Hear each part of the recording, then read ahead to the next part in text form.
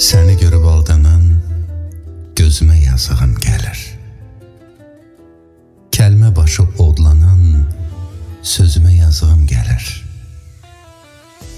Ümidsiz yolları yoran, yolların səbrini qıran, hər zaman sən axtaran izimə yazığım gəlir. Hər şeyi unudub gələn, kədərini udub gələn, üzünə üz tutub gələn, üzümə yazığım gəlir. Şaxta vurub çovğun kəsən, yorğun düşüb məndən küsən, soyuqlarda tir-tir əsən, dizimə yazığım gəlir.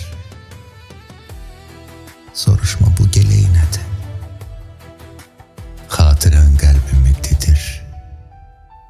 Günah mənim özümdədir. Özümə yazığım